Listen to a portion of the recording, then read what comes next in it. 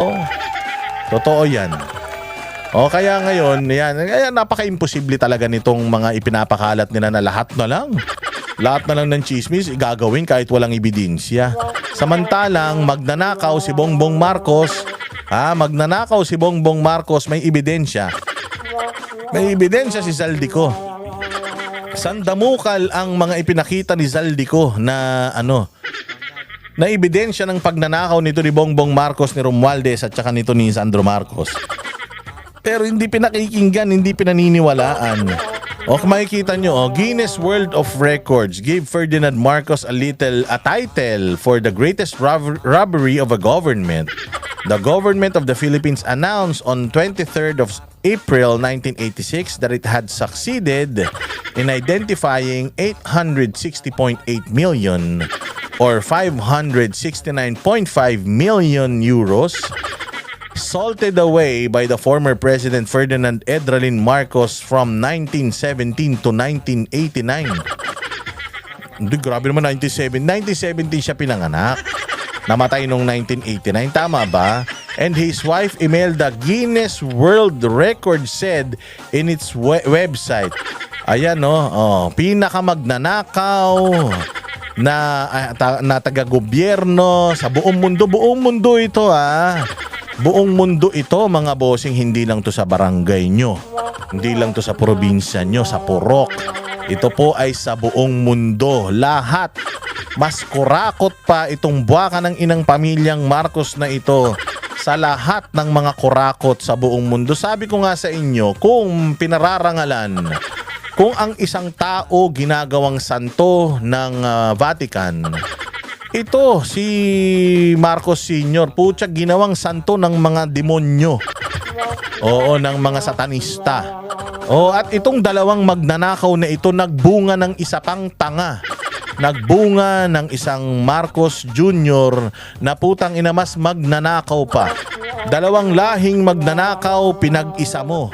Ang lumabas, putang ina, adik na kawatan pa. Di umano.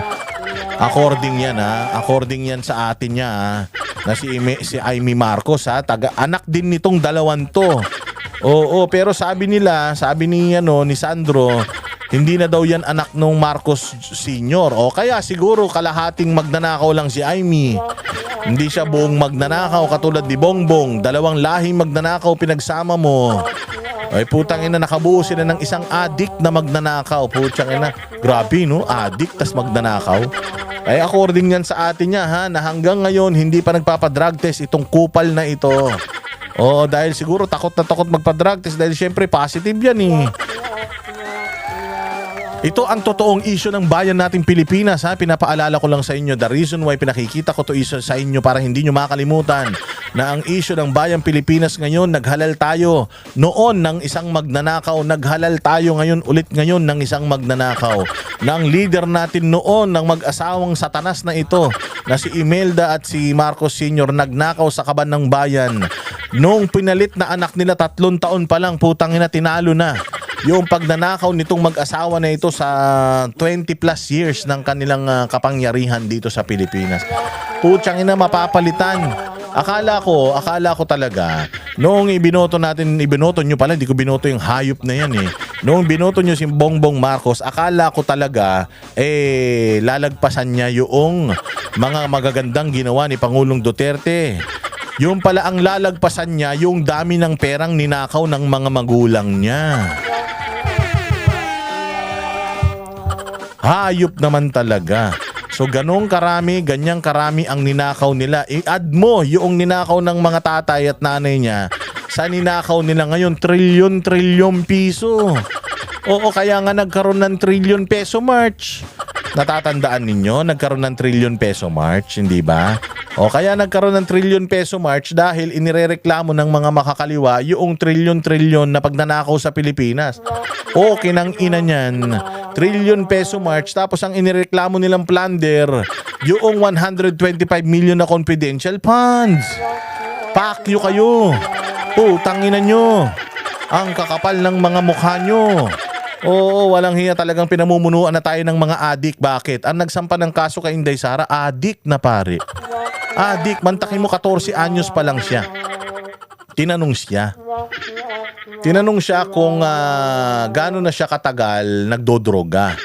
So itong pari na ito, nagdodroga daw siya 15 years. So 15 years nagdroga siya, tinanong siya ilang taong ka na. Sabi niya 35. So ibig sabihin kung 15, 35 ka, so mga 20 anyos ka, nagdadrugs ka na. Oo, ganon. Kailan ka natapos magpare? Ganitong taon. Sabi niya, ganon. So ibig sabihin nagpapari ka, putangina mo, adik ka. Umamin naman siya, oo. Ibig sabihin seminarista ka na. At di lang seminarista, lumabas na siya sa seminaryo, pari na siya, as in pari na siya. Bumabatak pa siya. Tinanong pa siya, anong binabatak mo, father? Sabi niya, shabu. Shabu, tsaka kung ano-ano pa, pati siguro formalin. Tangina niya, kaya pala nauubos yung nauubos yung alak ng pari. Dahil inuubos siguro nito. Hudas ang putang ina, di ba? Saan ka makakita ng ganyan? Adik. Ang nagtatanggol ngayon sa presidenteng adik. Kaya naman pala, baka nga magkapat session pa yan eh. Ayop tong mga to. O ayan So ayan, pinakita ko lang yung tawag din yung kay Bongbong. Basta lagi tayong magfo-focus focus po tayo.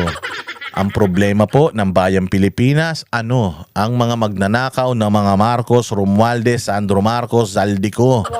At yung mga congressman na may mga kontraktor na mga congressman, yan po ang mga magnanakaw. O kaya alam mo talaga na yung plunder na ipinail kay Inday Sara, alam mo na may pondo eh. May pondo talaga ng gobyerno. Bakit? Itong mga binayad sa mga yan, putang ina, yan yung mga ninakaw sa flood control. Lagi kong sinasabi sa inyo na pag nagnakaw ang mga yan bilyon-bilyon, kasi marami silang mga babahagian ng mga ninakaw nila para hindi sila mabisto. O para mawala yung atensyon sa pagnanakaw ni Marcos Romualdez, ni Zaldico at saka nito ni Sandro Marcos. O ayan, nag-file na sila ng plunder kay Inday Sara. Alam naman natin na kaya nilagay si Boying Rimulya diyan dahil nga ipa-plunder talaga niyan si Inday. O ang plano ng mga hudas na yan, buksan yung bank account ni Inday tapos gawin nila yung ginawa nila kay Carpio. Ay, hindi pala kay Carpio, kay Corona, kay dating Chief Justice Corona. Kasi ganito ang ginawa nila kay Chief Justice Corona. Magnanakaw daw si Chief Justice Corona, hindi daw akma yung salin ni Chief Justice Corona doon sa pera niya sa bangko. Nung tiningnan yung pera niya sa bangko, parehas naman doon sa salin niya. Ang problema, nung niran nila yung bank records, maraming pumasok na pera. Yun lang.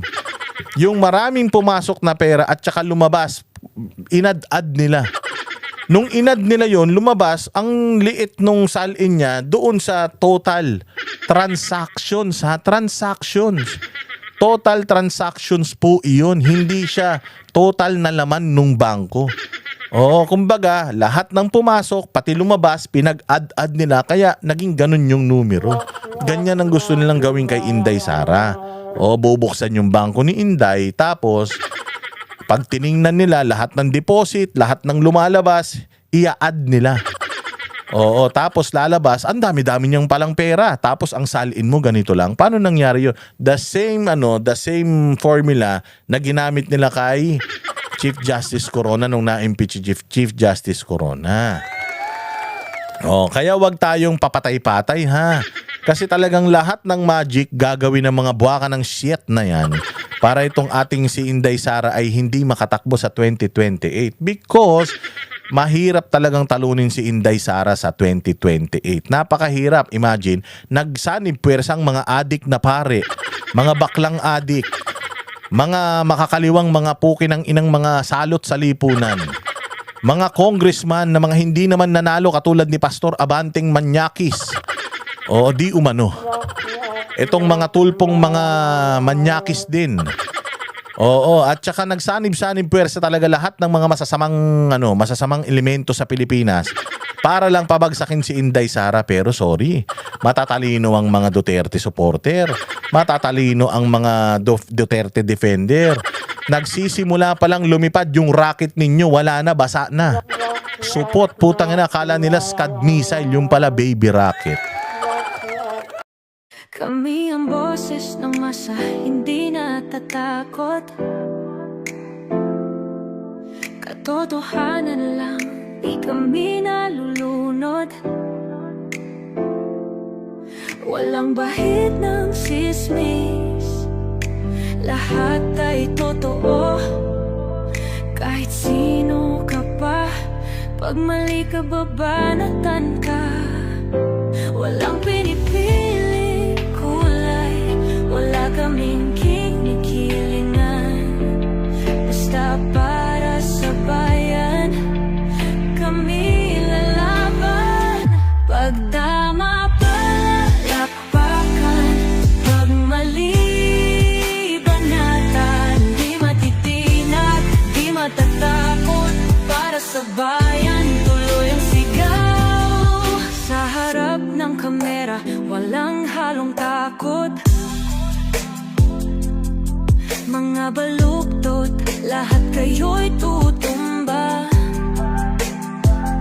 Ang hustisya at totoo, yun lang ang mahalaga. Kahit sinong harang, di kami matitinag.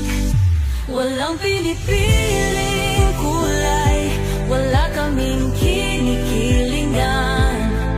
Basta para sa bayan, kami lalaban. Pag tama palakpakan, pag mali banatan. Di matitinag, di matatakot, para sa bayan tuloy ang sigaw.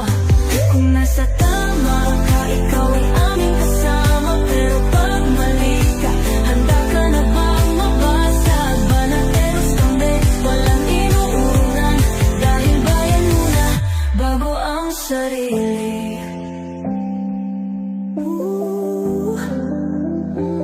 Bago ang sarili.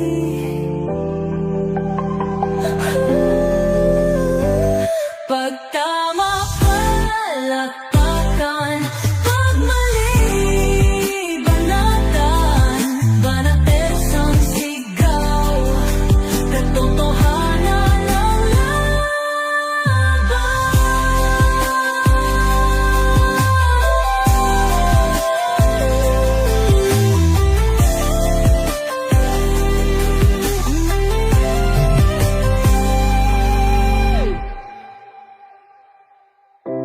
Sa harap ng kamera,